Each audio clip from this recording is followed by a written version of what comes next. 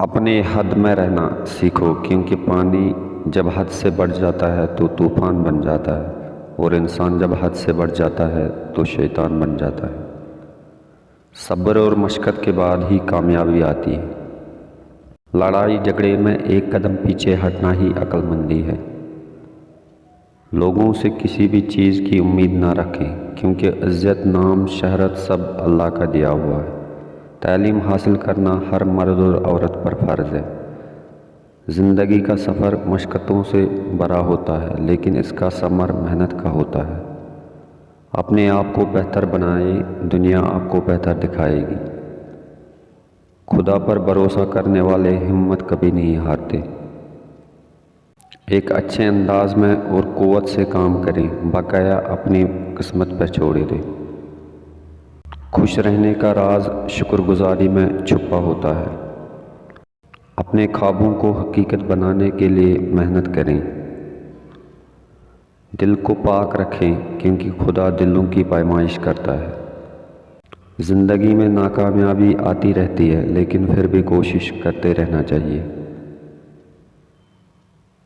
کسی سے دھوکہ مت کرو، کسی کی چھوٹی آہ نسلیں تباہ کر سکتی ہے۔ زیادہ سمجھدار اور بیوقوف ایک جیسے ہوتے ہیں، کیونکہ یہ دونوں کسی کی نہیں سنتے۔ پورے کائنات میں کوئی اتنا کسی کا انتظار نہیں کرتا جتنا رب اپنے بندے کی توبہ کرنے کا انتظار کرتا ہے۔